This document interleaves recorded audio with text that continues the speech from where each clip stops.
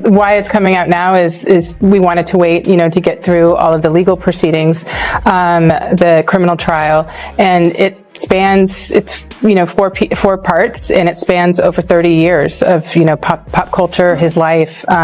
So it took some time, to say the least, to put all of this together.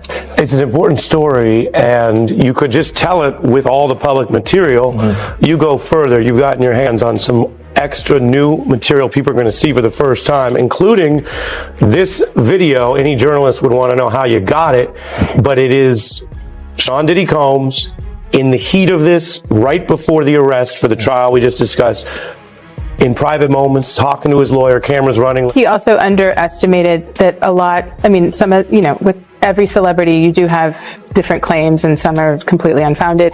But I think that some of these lawsuits, there's receipts. Mm-hmm. And there's footage and there's voice recordings. And I think that for a man, it's also very interesting, for the culture of hip hop, so many artists record themselves, and they probably, when they were, recording themselves in 2005, never saw the year 2025 and how accessible that media would be to actually make a case for things. And I think... All right, let's get into it, because the spotlight on Jay-Z is burning brighter by the minute.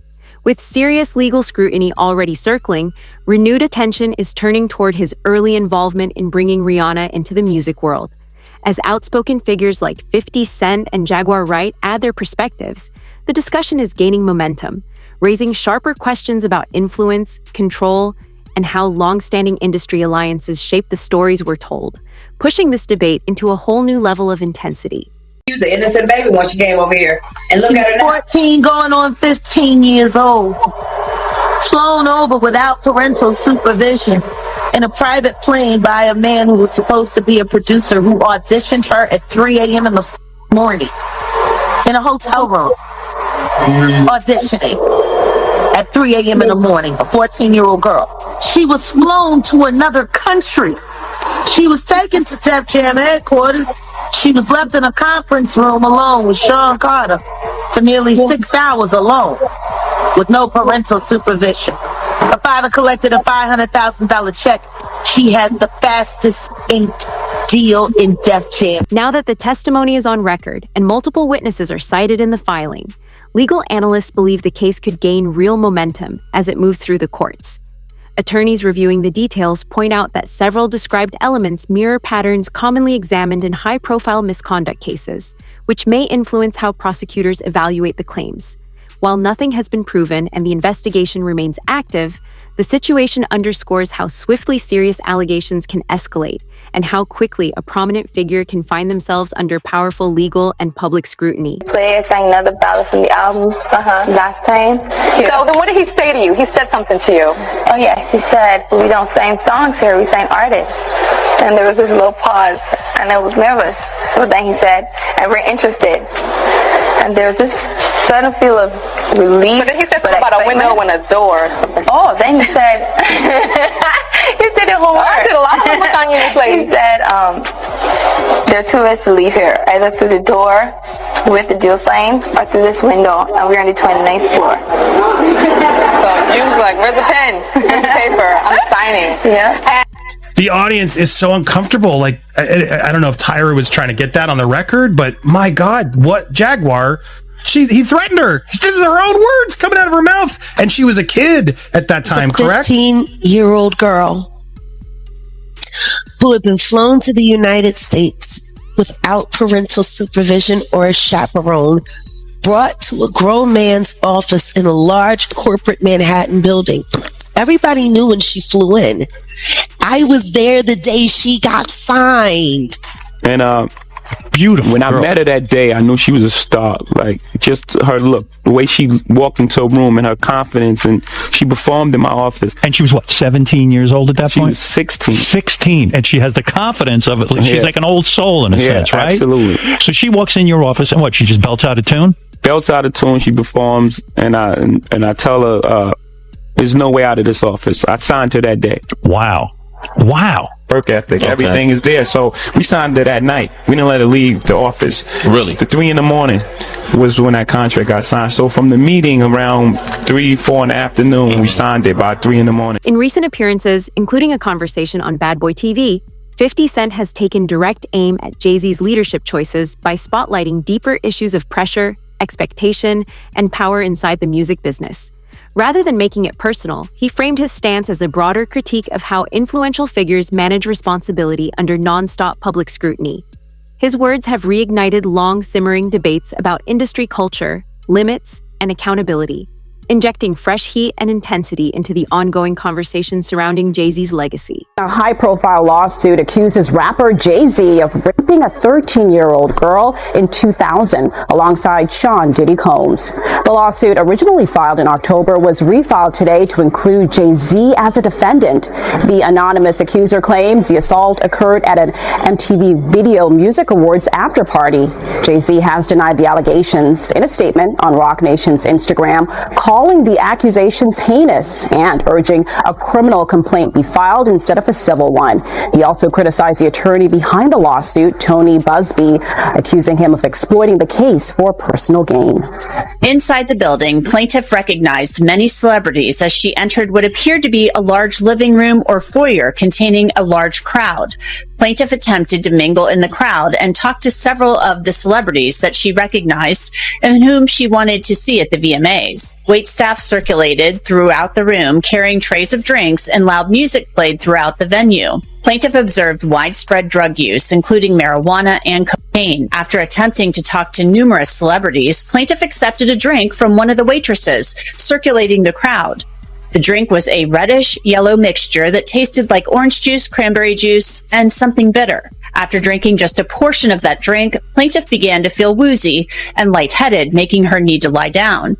A photograph of an actual exemplar container used by Combs and or his agents/employees to insert GHB into alcoholic drinks is seen below. And these are the photos included in the lawsuit that show a small plastic container that the plaintiff claims contained drugs at the party. The woman, remember, who claims she was 13 at the time, says she felt woozy and went to look for a place to lay down. Soon after, Combs entered the room along with defendant Carter and a female celebrity, Celebrity B. Plaintiff immediately recognized all three celebrities. Combs aggressively approached plaintiff with a crazed look in his eyes, grabbed her and said, "You are ready to party." Combs then threw plaintiff toward a wall, causing plaintiff to fall. Plaintiff got up and stumbled, at which point Combs grabbed her again and threw her on the bed. At that point, Carter began removing plaintiff's clothes as she grew more and more disoriented. Plaintiff was held down by Carter as he vaginally raped her, while Combs and Celebrity B watched. After Carter was finished, he stepped back toward the wall. Combs then stepped forward and vaginally raped plaintiff while Carter and Celebrity B watched. Combs then knocked plaintiff down and attempted to force plaintiff to perform oral sex on him. She fought back, standing up quickly and punching out at the same time, hitting Combs in the neck. More recently, Jay-Z's history has been thrust back into focus after a newly filed lawsuit sparked intense media coverage and reopened scrutiny over how pivotal moments in the industry were handled years ago. The claimant's account has prompted renewed discussion about the environment surrounding major music events at the time, referencing the presence of prominent figures and an alleged absence of intervention during what she describes as a deeply concerning situation. While the case is still unfolding and all claims remain allegations, the moment has reignited broader conversations about accountability, shared responsibility, and how the entertainment world confronts unresolved issues from past eras. And Diddy and a teenager, 13-year-old teenager. And we were speaking about just the statement. Right. The statement, you were saying you felt like that was calculated. That was, that the statement is something from, you can tell it was written by a lawyer. Because there's a point where it kind of gets aggressive. He says, like, you're going to find out, like how I'll handle this. Like, and that's an attorney want to be combative with another attorney. That's not like a publicist wouldn't say those things. This is on your, put that up. Yeah, this is on, yeah, it says, I don't know what's going on, but are we still going to have the Super Bowl? I'm just asking for a friend. Yeah, I'm asking for Kendrick. You know, I'm just trying to figure out if we're still doing everything the way. Because look, they will fall back, but they, like the NFL, they won't necessarily be associated to that. Right. Why do you not insert yourself, but you're on top of every topic, right? Yeah. I'm just watching. I'm participating. I'm being part of culture. I'm just telling my opinion. Right. Look, because you're part of the culture. Like I can't say anything now. I'm out of it. I'm like in a Now that the testimony is on record and multiple witnesses are cited in the filing, legal analysts believe the case could gain real momentum as it moves through the courts. Attorneys reviewing the details point out that several described elements mirror patterns commonly examined in high-profile misconduct cases, which may influence how prosecutors evaluate the claims. While nothing has been proven and the investigation remains active, the situation underscores how swiftly serious allegations can escalate and how quickly a prominent figure can find themselves under powerful legal and public scrutiny. Always advocate for yourself and be a voice for yourself. You should never let what somebody else did run your life. A 38-year-old mother from Alabama who has filed a lawsuit accusing Sean Diddy Combs and Jay-Z of raping her when she was 13 years old is speaking out to NBC News for the first time. She asked us not to reveal her identity. What made you want to come forward and talk today? Because I think that I've been quiet long enough about what I've been through, and it's been hard enough to be quiet. But it's a chapter of my life that I'd like to close. You weren't scared to be all alone? No, with having autism is like feeling like you live your life in a shatterproof juggle ball. The world's on fire. The fire is inside the ball with you, but there's no way for you to get out. In addition to having autism, the woman says she suffered a head injury. The night of the 2000s VMAs, she says a friend drove her from Rochester, New York to Manhattan, a more than 5-hour drive.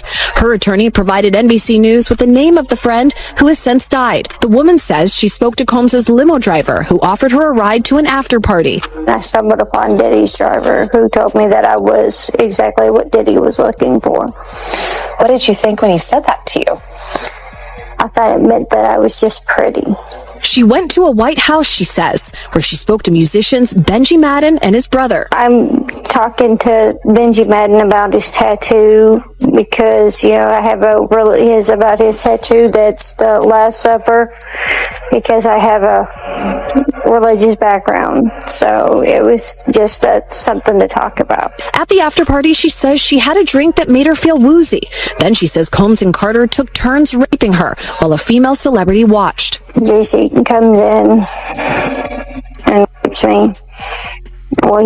He at that point I was fighting, trying to get away from him, and he put his hand over my mouth and told me to stop it, cut the After the alleged rape, she says she ran to a gas station where she called her father, who picked her up and drove her home. We rode home in silence. He didn't ask me what happened. He didn't ask me. Adding fuel to the escalating debate, Jaguar Wright has emerged to claim that the latest allegations are reviving long-standing concerns she says have trailed Jay-Z for years. She referenced a career marked by complicated and controversial moments, emphasizing that more industry voices are now stepping forward with their own perspectives. Wright urged the public to critically assess how powerful figures react when faced with criticism and legal pressure, sharpening the conversation around accountability, influence, and the uphill battle often faced by those who choose to speak out about difficult experiences. Could theoretically win if her testimony were especially compelling, but I think you put your finger on one of the real weaknesses is that these allegations are ancient. One thing that leapt out to me is the allegations also include that there was a witness, yes, other than Diddy, who a female, another woman. Her testimony, and obviously she will be subpoenaed, could be crucial. I mean, if that testimony corroborated the plaintiff's claims, then that would be something that would really be a game changer. But the plaintiff alone, I think, is going to face some credibility issues, especially when you have Jay-Z. I mean, Diddy, the allegations are pretty widespread, but there haven't been similar allegations about Jay-Z. people at risk, often mentioned online, was Jay-Z, real name Sean Carter, who came up in the New York rap scene alongside Sean Combs. And just a few days ago, Texas attorney Tony Busby made it official. He filed an amended complaint on behalf of a Jane Doe who says that she was raped by Combs and Carter when she was just 13 years old, that this happened at a VMA's after party back in 2000. Now, the original complaint mentioned Celebrity A and Celebrity B, a man and woman, as being present for and even Celebrity A participating in the alleged assault.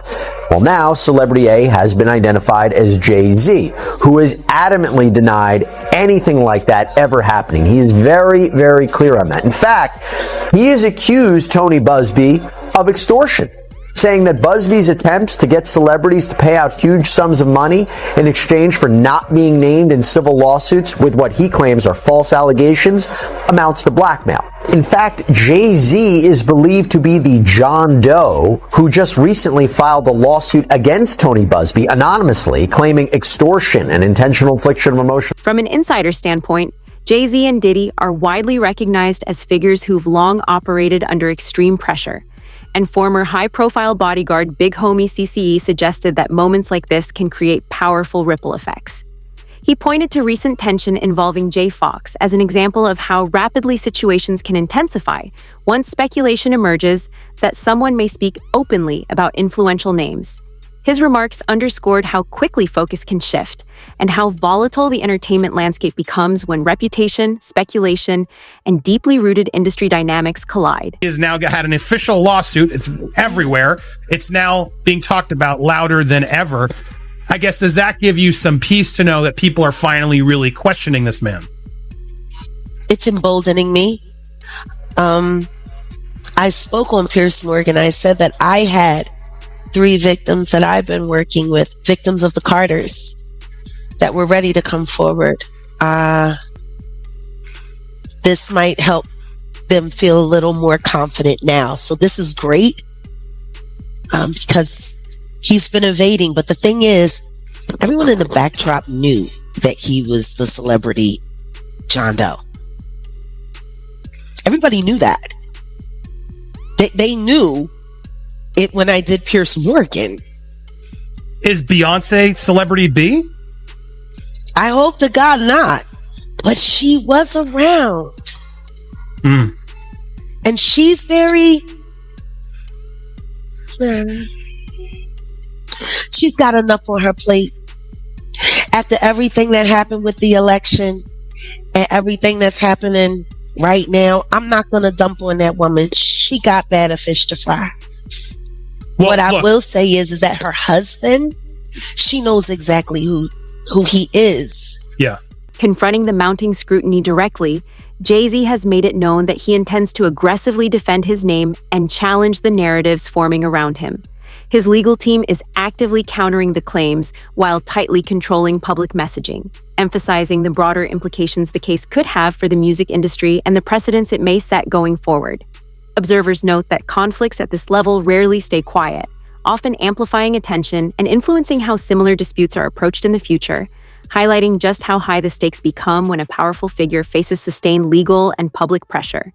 Fox is speaking out after being injured during a confrontation at his birthday dinner, a day after the Oscar winner was allegedly involved in a physical altercation with an unidentified person, resulting in him needing to get stitches. The 57-year-old takes to Instagram on December 14th to address the situation and thank fans for their support. Jamie first shares a simple message on his feed that reads, "The devil is busy, but I'm too blessed to be stressed." He then writes in the caption of the post, "The devil is a lie. Can't win here. Thank you to everybody that pray and check on me. When your light is shining bright, they try to bring you darkness, but they don't know that you're built for it. The lights have been shining bright." On December 13th, the Ray actor was celebrating turning 57 with his family at a restaurant in Beverly Hills when things reportedly took a turn. A rep for the actor told NBC News at the time, Jamie Foxx was at his birthday dinner when someone from another table through a glass that hit him in the mouth. He had to get stitches and is recovering. The police were called and the matter is... Attention has now shifted toward a reported collection of recordings said to have been kept as a safeguard during high-pressure industry interactions. Sources suggest these materials were intended to document sensitive moments and offer protection, underscoring the caution and lack of trust that can surface when powerful figures navigate complex professional relationships.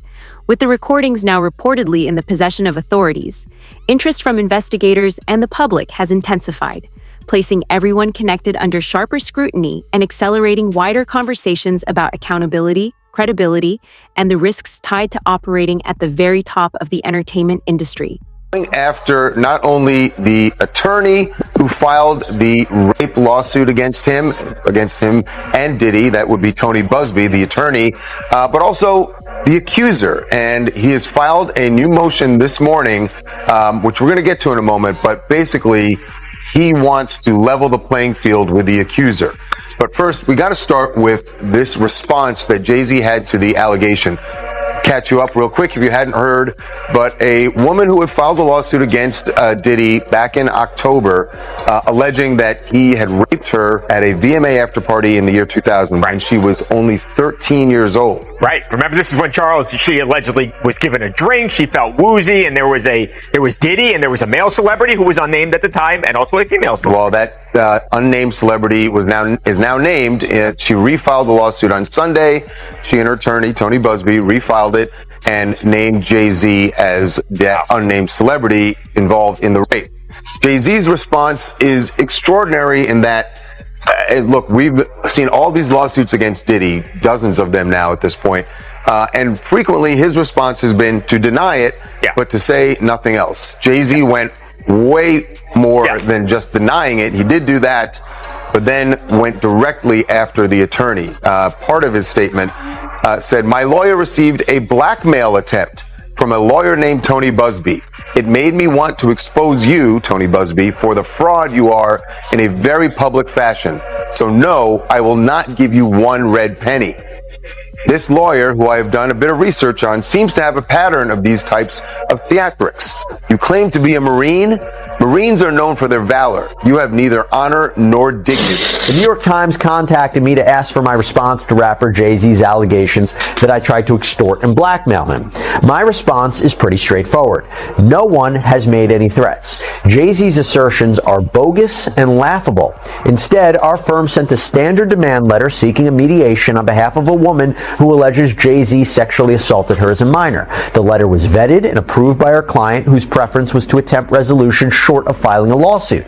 This approach is common in these types of cases. What you're seeing played out now is a coordinated and desperate effort to focus the public's attention on me personally to avoid attention on the allegations being made by my clients. This effort has included harassing my family and colleagues and even offering former clients money to sue me, which is illegal. When an alleged perpetrator behaves in this manner, wildly asserting that a basic demand letter is extortion and aggressively using the media to attack the opposing lawyer while at the same time ignoring the allegations being made by the alleged victim, it reminds me of a famous line from Shakespeare. "The lady doth protest too much, methinks." We intend to address all of these issues with the court in due course. Let me be clear, we will not be bullied. Tony Busby, the attorney representing the plaintiffs, has framed the case as just the first step in a much larger legal unfolding. He has suggested that additional individuals are prepared to step forward, pointing to the vast and interconnected circles that influential figures like Jay-Z and Diddy occupy across entertainment, sports, business, and political arenas. According to Busby, as the process moves ahead, the consequences could reach well beyond a single courtroom, underscoring the immense influence, scrutiny, and responsibility that come with operating at the highest levels across multiple industries. Allegations, right? Are you expected to eventually turn those things over, or well, that's what we're going to head over to do now. So we have a hearing now to determine what we're going to do in terms of what documents we'll have to turn over and what documents we do not have. So why were you in court? Just to give testimony to the grand jury. He was subpoenaed by the court. So as we all know, if you don't answer a subpoena, the marshals will come to your house as they came to his house and they will bring you here. So that's why we're here today. I know you can't mention celebrities per se. You did mention some in the interview. So just to clarify, you can back that up with actual factual footage. We have, it's things that we have, but we got to go to the other courthouse. So I don't know if that's any more questions, but we got another hearing. Are you nervous or do you feel cool? Nah, I ain't never nervous. Only thing that's fair to me is God. But I know you did mention what was on the flash drive before. Would you be able to kind of go over that now, or is that something that you can't discuss? No, we're trying to discuss that now. What we will be able to talk to in terms of what was available and what was on those flash drives. Okay. But it was the book. So it is Kim Porter's book, but not necessarily some of the stuff with the celebs that were mentioned besides. It's hers. Nobody touched it. Oh, so it is her official book. Yes. And no one touched it. Nobody altered it. So it's not the copy that the gentleman said that he was selling before. No. No. It's two different copies. That one was As additional accounts surface and fresh developments break, the pressure surrounding high-profile figures is steadily escalating, creating an environment dominated by scrutiny and calls for accountability. Observers are closely tracking how the situation evolves and what it may ultimately mean for the reputations, careers, and influence of those involved. Some are already questioning whether this moment could mark a turning point in how the industry confronts unresolved legal and ethical issues that have lingered for years. Share your perspective and join the conversation in the comments below.